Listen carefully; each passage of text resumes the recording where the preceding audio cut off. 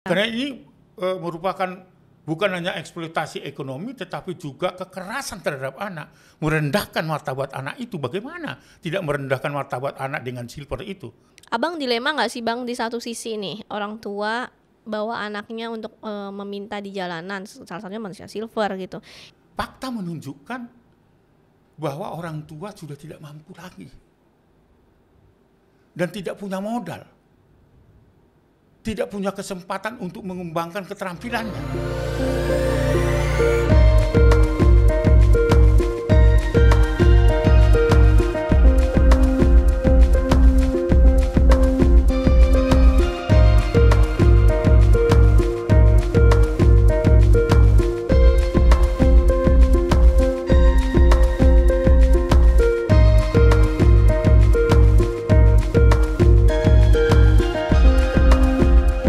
Sahabat Anak Indonesia, jumpa lagi bareng Nia di Ngobras, ngobrol bareng Bang Aris.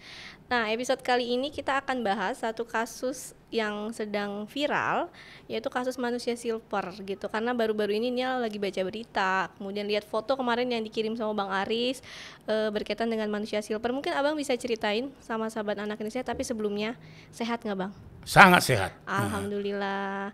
Oke, gimana Bang tentang manusia silver? Ya, jadi ini memang harus dijelaskan ya. Ini sangat menyakitkan sebenarnya kalau kita lihat perkembangan perlindungan anak di Indonesia gitu. Betulnya beberapa waktu lalu kita dikagetkan ada seorang ibu ya melumurin tubuhnya dengan cat silver gitu ya untuk melakukan satu tindakan mencari ekonomi alternatif.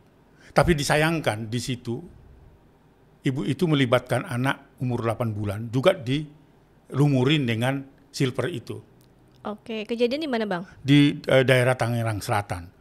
Dan setelah kita mendapatkan laporan itu, kita langsung turun ke lapangan untuk melihat kondisi yang real.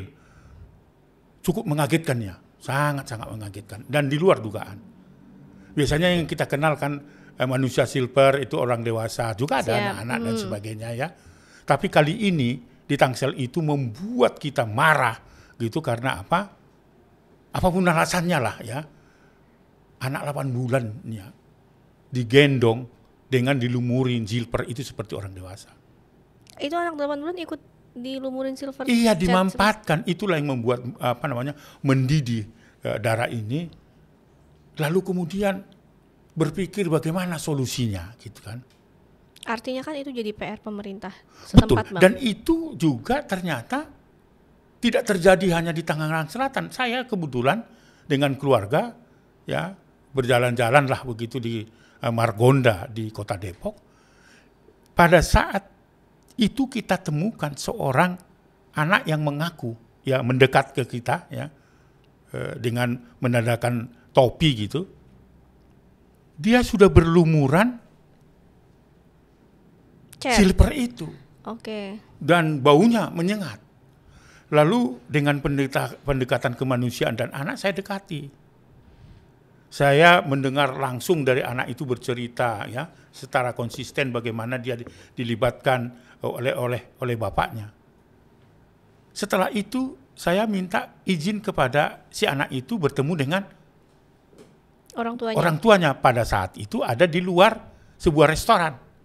Berarti orang tuanya menunggu begitu ya, Menunggu, Bang? ya.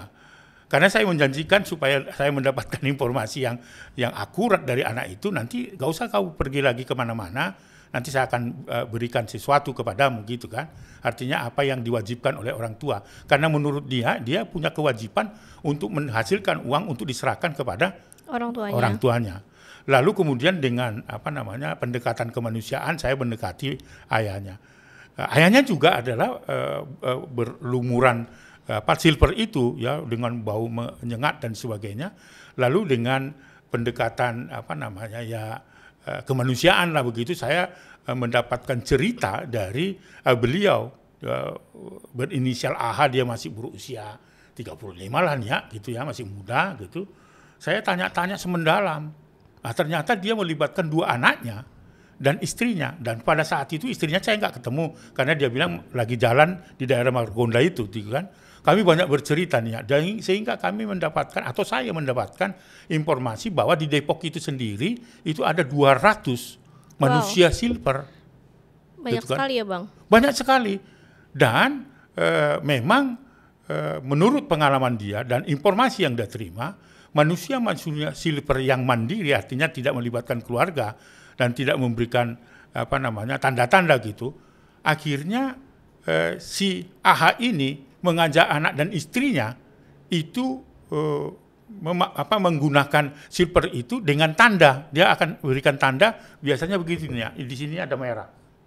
Oke. Kalau anak-anak di sininya yang merah. Itu untuk kode menandakan bahwa betul mereka keluarga silver, tetapi bukan pelaku tindak pidana. Pelaku tindak pidana. Karena menurut pengalaman dia bahwa ada manusia silver yang ditemukan itu sudah di beberapa tempat justru melakukan tindak pidana, ada begal, ada perampokan, ada dan sebagainya. Manusia silver, Bang. Manusia silver menurut keterangan dari Pak H itu. Jadi supaya dia dikenali dan tidak dituduh melakukan tindak pidana seperti itu, maka dia memberikan tanda merah di wajah, ya begini, lalu kemudian anak di kuping. Dan itu komunitasnya cukup, menurut dia adalah cukup aman gitu. Nah, apa yang mau saya katakan sekarang ini telah terjadi fenomena meningkatnya, tumbuhnya keluarga manusia silver yang melibatkan anak-anak. Itu yang menjadi keprihatinan kita. Jadi artinya di Tangsel pun lebih dari 100 ditemukan keluarga manusia silver, termasuk apa yang sudah diamankan oleh pemerintah daerah Tangsel. Yang di Tangsel itu juga pakai merah-merah juga, Bang? Enggak, kalau itu yang kemarin yang dilaporkan ke Komnas Perlindungan enggak menggunakan itu. Artinya apa? Fenomena yang membuat manusia silver yang beralih dari pekerjaan-pekerjaan formalnya dan mengambil sikap menjadi manusia silver, itu mereka masih ada hati nurani supaya mereka tidak dituduh sebagai pelaku tindak pidana begitu. Oke, tapi kan nggak semua manusia silver yang nggak dikasih merah-merah berarti mereka pelaku tindak pidana atau kriminal, Bang. Ya, menurut AHA memang betul. Tetapi yang terberitakan kan 1, 2, 3 orang yang melakukan itu seolah-olah itu pelakunya adalah komunitas manusia silver. Itu yang dia diantisipasi. Tetapi ini kan sebuah tanda-tanda ya, itu bisa dalam bentuk perlawanan loh, kalau diartikan banyak orang gitu. Bang, tapi kan gini, kalau Abang lihat dari yang di Tangerang itu anak 8 bulan. Betul. Kemudian tadi yang Abang bilang di Depok itu juga sama anaknya, artinya masih di bawah umur. Itu kan langkah apa sebenarnya yang harus misalnya Bang Aris lakukan atau mungkin pemerintah? Karena kan ini sama saja dengan eksploitasi ekonomi apapun ya, itu namanya, betul. Bang. Sudah lebih dari itu nih ya. Iya. Karena ini merupakan bukan hanya eksploitasi ekonomi, tetapi juga kekerasan terhadap anak. Merendahkan martabat anak itu. Bagaimana tidak merendahkan martabat anak dengan silver itu? Manusia utuh tidak seperti itu, gitu. Semiskin apapun. Tapi karena ada fenomena sosial baru, ini kan saya menyimpulkan ini adalah masalah sosial baru setelah, apalagi sekarang kita sedang menghadapi COVID-19. Apa yang terjadi di Tangsel, apa yang terjadi di Tangerang, mungkin di kota-kota besar lain, ini adalah fenomena sosial baru yang harus ditangani oleh negara. Oleh sebab itu, apa yang harus dilakukan? Ada assessment, ada pendataan. Ini apa penyebabnya meningkatnya itu? Kemiskinanankah? Ketidakmampuan keluarga menghadapi COVID-19 kah? Kita belum tahu ini. Karena ini cukup mengagetkan ya. Ini hanya beberapa bulan lalu ini ya. Komnas Perlindungan Anak beberapa minggu yang lalu mendapatkan berita itu dan melakukan konfirmasi data itu, turun ke lapangan dan sebagainya. Faktanya itu terjadi. Nah, kalau kita sudah ada assessment itu, apakah karena faktor kemiskinan dan faktor-faktor COVID-19 atau faktor yang lain misalnya, kehilangan pekerjaan, jangan gunakan pendekatan kriminal. Jadi solusinya bukan pendekatan kriminal seperti yang dilakukan oleh pemerintahan Tangsel. Demikian juga dengan munculnya 200-an keluarga manusia silver di Depok atau di kota-kota lain, itu saya harapkan jangan melakukan pendekatan kriminal. Cari akar masalahnya, apakah betul kemiskinan akibat dari COVID-19 atau akibat-akibat lainnya. Ini yang selalu dan selalu kita protes sejak 10 tahun yang lalu, bahwa setiap kali untuk menangani anak jalanan yang marak di tengah-tengah di dalam kehidupan masyarakat, ya pengguna jalan, itu dilakukan dengan pendekatan kriminal. Ditangkap, dibawa ke panti, tapi tidak dicari solusinya. Dikembalikan ke desa, di mana asal usul dari anak jalanan, dan tidak diberikan alternatif pekerjaan untuk menjawab fenomena atau masalah dan akar masalah yang terjadi. Ini juga begitu. Saya sangat emosional ketika misalnya di Tangsel itu oleh pemerintah daerah itu dilakukan dengan pendekatan kriminal. Satpol PP menangkap, membawa ibu itu ke panti dan sebagainya, tetapi tidak melahirkan solusi. Dan solusinya hanya untuk mengembalikan di mana asal ibu itu. Nggak selesai masalah itu nih, tidak selesai. Jadi menurut Abang apa yang harus dilakukan pemerintah? Itu tadi, pendekatan kemanusiaannya. Harus mengakui bahwa ada fenomena sosial baru yang belum bisa ditangani oleh pemerintah. Itu harus dicari solusi. Anggarannya juga harus jelas. Oke, berarti dari setiap manusia silver atau orang-orang yang di jalanan ini Bang, kalau misalnya ditangkap mungkin juga diberikan satu keterampilan khusus gitu ya Bang? Iya, karena mereka sebagai keluarga silver yang melibatkan anak itu bukan untuk hura-hura, untuk kehidupan keluarganya. Itu terbukti dua anaknya dilibatkan. Yang di Depok ini ya, istrinya. Dan yang di Tangsel itu juga saya kira ibu itu sadar betul nggak baik itu mensilver atau menjadikan balitanya silver.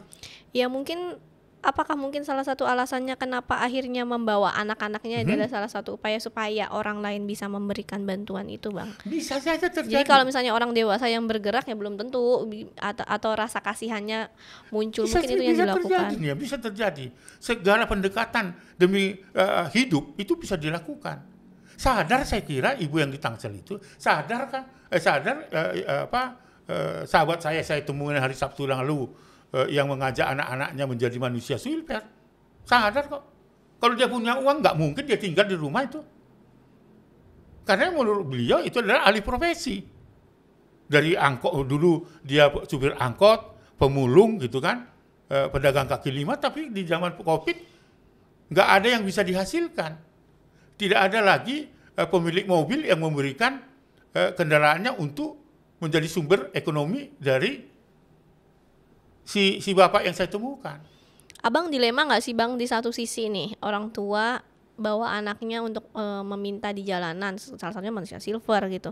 Itu kan kalau dari sisi Bang Aris menyalahi aturan karena membawa anak, tapi juga di satu sisi mereka harus menghidupi kebutuhannya sehari-hari, untuk makan aja misalnya susah gitu. Bahkan ada satu yang saya lihat itu kalau di mana ya, Solo atau di mana gitu Bang, mereka sampai akhirnya karena yang tadi Abang cerita, satu keluarga buka nasi kucing ya tidurnya bergantian di bawah gerobak itu, mau nggak mau. Nah ini menurut Abang gimana? Begini Nia, fakta menunjukkan bahwa orang tua sudah tidak mampu lagi dan tidak punya modal, tidak punya kesempatan untuk mengembangkan keterampilannya. Karena apa? Karena pemerintah tidak menyediakan itu, membiarkan keluarga-keluarga menghadapi COVID-19, kehilangan pekerjaan tanpa solusi. Semua orang pakai masker. Perut pakai masker apa? Anak selalu tiap pagi meminta uang, minta makan, minta sarapan. Nggak bisa kan mengatakan kepada anak kita, nggak ada nak makanan. Nggak mungkin itu. Saya harus menyiapkan itu, untuk sarapan pagi anak saya yang sederhana itu dari mana nih ya? Maka segala kegiatan dia lakukan. Seperti yang saya katakan, sadar mereka bahwa membalur dirinya dengan silver bersama dengan anak dan istrinya itu adalah tidak baik dalam keluarga. Itu fakta yang mau saya katakan. Bahwa itu melanggar hukum, iya, karena hukum harus dipatuhi. Tetapi kan tidak ansi kita melakukan pendekatan hukum tadi, apa yang disebutkan pendekatan kriminal. Masih ada pendekatan yang lainnya. Jadi pemerintah harus melakukan solusi itu dan wajib memberikan anggaran yang cukup. Jangan hanya sekedar mau dikembalikan itu dari di mana asal ibu itu mengeksploitasi anak dan sebagainya. Enggak solusi itu, balik lagi. Karena apa? Karena Jakarta itu gula. Maka di mana ada gula semut Datang. Kita menyiapkan gula di sini, tapi kita tidak memberikan solusi. Itu loh nih ya. Itu kemarahan saya kalau masyarakat miskin karena ketidakmampuannya, termasuk orang tua anak jalanan, orang tua dari pemulung, dan ini manusia silver dengan fenomena perkembangan sosial baru ini. Wah, saya marah terhadap itu. Itu prinsip dasar dari perlindungan itu. Baik itu perlindungan orang dewasanya, ya, yang berimplikasi terhadap perlindungan anak. Ini harus tegasnya. Ya. Dan ini adalah saya selalu sebut ini adalah perkembangan sosial, masalah kesejahteraan sosial anak yang harus ditangani dengan kemanusiaan, bukan dengan pendekatan kriminal. Itu kalau kau tanya soal apa yang ingin dan katakanlah langkah-langkah yang akan dilakukan oleh Komnas Perlindungan Anak dengan fenomena meningkatnya keluarga manusia silver itu. Oke, berarti kemudian misalnya ada nggak langkah abang misalnya atau dari Komnas juga akan menyurati pemerintah setempat, misalnya dari Depok, kemudian dari Tangerang, maksudnya supaya mereka melakukan pendekatan kemanusiaan, jadi nggak hanya sekedar mereka diangkut, ditaruh di dinsos gitu, kemudian atau ditaruh di mana kemudian dikembalikan gitu. Itu gimana bang? Sungguh menyedihkan ya. Upaya-upaya kemanusiaan ya, menceritakan situasi yang ada di Tangsel, di kota Depok atau di kota-kota lainnya dengan etiket baik, seringkali ditutup pintunya gitu loh. Ini menyedihkan gitu. Tahu kok persoalannya. Oke, kita sekarang sedang terus-menerus menekan COVID-19. Tapi kemiskinan yang mengakibatkan anak tereksploitasi juga harus menjadi pertimbangan utama. Anggarannya nggak ada apa gimana sih bang? Nggak ada ya. Peraturan pemerintahnya sendiri dalam hal itu perdanya saja. Itu kadang-kadang ambivalen. Tidak berpihak pada anak. Sorry kalau saya harus mengatakan ini. Karena saya harus membela anak di Indonesia ini. Tidak bisa membiarkan. Saya itu bukan pengamat yang bercerita prihatin dengan satu keadaan yang lain. Tidak, saya harus berbuat.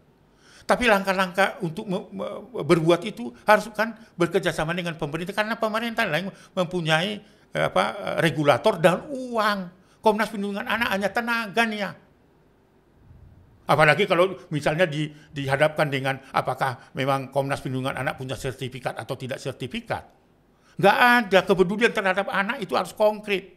Harus datang hati nurani dan terus bergerak. Itu nih. Jadi apa yang terjadi yang sekarang ini harus ditangani oleh pemerintah, tentunya melibatkan peran serta masyarakat. Jadi kalau pertanyaanmu apakah pemerintah terbuka hatinya untuk memberikan solusi terhadap ini, saya kira netizen aja yang jawab lah. Iya kan. Tetapi sekali lagi kita tidak berhenti kecuali dunia runtuh. Oke. Gitunya. Oke, berarti speechless kalau ngelihat atau ngedenger cerita abang kalau ya kasus-kasus untuk manusia silver. Kemudian bang, sebenarnya kalau sekarang selain manusia silver ada juga yang ini robot ya, yang pakai robot yang kayak gitu. Ya, kemudian juga menggunakan apa namanya alat-alat tradisional Betawi itu ya. Yang suka dimainin musiknya di jalan itu kan. Ondel-ondel, itu. Itu banyak banget sekarang bang. Dan itu juga anak-anak semua rata-rata. Dan itu memalukan kita gitu. Bukan hanya memalukan pemerintah, memalukan masyarakat. Bayangkan ondel-ondel itu hanya dipertontonkan sebagai lambang budaya, sebagai identitas budaya Betawi. Nggak di jalanan itu untuk cari-cari itu. Itu ada pentas-pentas budaya yang berharga. Tapi kita nggak marah ya terhadap itu. Karena apa? Ada pemakluman, nyari duit supaya makan. Belum lagi yang menggunakan itu kan panas itu, istilahnya itu, boneka-boneka itu. Iya, yang di dalam itu ya bang. Itu memalukan, hanya ada di Indonesia itu.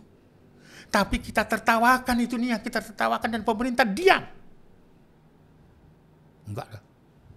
Iya, memang ini sebenarnya memang jadi PR pemerintah dan PR kita semua juga ya Bang ya, karena di satu sisi ketika anak-anak ini dilarang untuk berhenti misalnya buat muter pakai ondel-ondel, ya mereka juga cari uang dari mana kalau nggak dari situ kan. Berarti tugas pemerintah gimana caranya nih anak-anak ini tadi diberdayakan gitu, kemudian atau diberikan keterampilan khusus supaya misalnya mereka nggak seperti itu lagi, atau minimal mungkin Bang, misalnya oke mereka tetap main ondel-ondel tapi di mana gitu kali ya Betul, Bang ya, betul, disediakan satu tempat betul, supaya mereka nggak di jalanan gitu kan, karena mereka juga mau nggak mau kan harus makan. betul. Karena itu adalah eksploitasi ekonomi. Siapapun yang melakukan memanfaatkan anak-anak loh, itu anak-anak remaja loh. Mulai dari dorong musiknya, yang di dalamnya itu bukan orang dewasa, remaja-remaja juga. Iya, anak-anak semua hampir. Dalam segi keselamatan tubuhnya itu terganggu, bahaya itu. Karena itu di jalan, bisa saja terserempet mobil, karena itu kan besar sekali. Dan semua yang memfasilitasi, oleh karena itu orang yang memfasilitasi itulah yang harus betul-betul mendapat sanksi. Nggak harus gitulah, makanya dicari solusi yang seperti kau bilang tadi. Bikin arena-arena khusus, di mana mereka menari-nari tidak berjalan di satu kampung ke kampung yang lain, tapi diberikan panggung, dan di sanalah misalnya anak-anak bertemu untuk belajar tentang budaya, itu budaya Betawi, diajarkan, didampingi oleh ibunya, di sanalah diberikan misalnya uang. Jadi datang gitu. Ini bisa siapa yang melakukan? Ya bisa aja pemerintahan kecamatan bekerjasama dengan kabupaten dan sebagainya. Cari solusi yang baik dan jangan membiarkan kegiatan-kegiatan yang merendahkan martabat. Itu merendahkan martabat dan merendahkan budaya Betawi. Saya keras terhadap itu karena saya pecinta Betawi ya, pecinta budaya. Karena untuk menunjukkan suatu budaya itu adalah menunjukkan identitas sesuatu bangsa. Oke Bang. Itu loh, itu solusinya. Oleh karena itu sangat-sangat prihatinnya. Oleh karena itu lewat ngobrolan kita ini, kalau saya kali ini sangat emosional, ya karena saya tidak mau perkembangan manusia silver itu melibatkan anak-anak dan ibu sebagai solusi untuk menjawab ekonomi keluarga. Ya, jangan menyerah hidup ini. Ya, berdoa terus. Doa anak-anak kita akan memberikan kekuatan bagi setiap keluarga untuk mencari kehidupan yang lebih baik. Saya kira itu yang ingin saya sampaikan ya. Oke Bang. Sekali lagi, Seru sorry banget. kalau saya agak emosional. Tim apa-apa. kreatif juga kali ini mungkin kalian kaget karena saya agak emosional. Karena apa?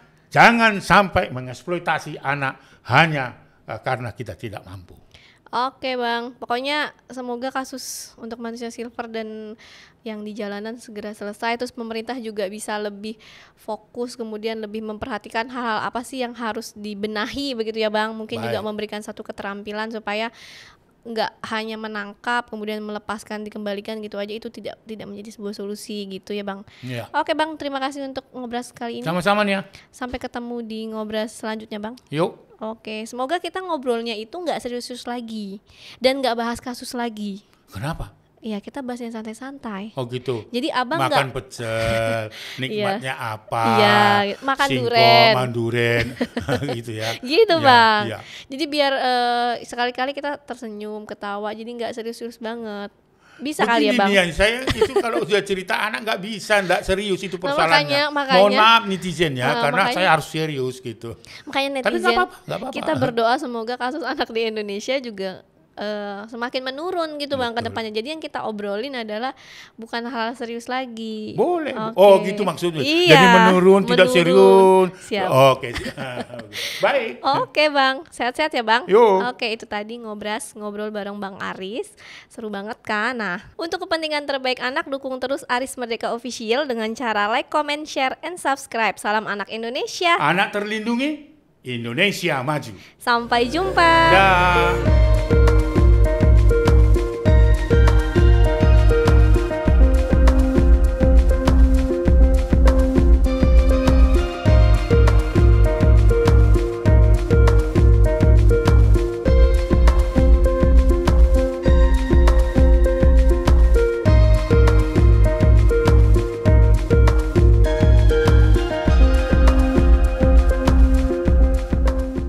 Halo sobat anak Indonesia, jumpa lagi bareng Nia di Ngobras. Nah, depannya biasaan Q&A.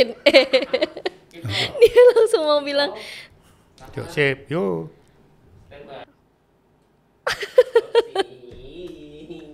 Closing kasih aja. Langsung Oke,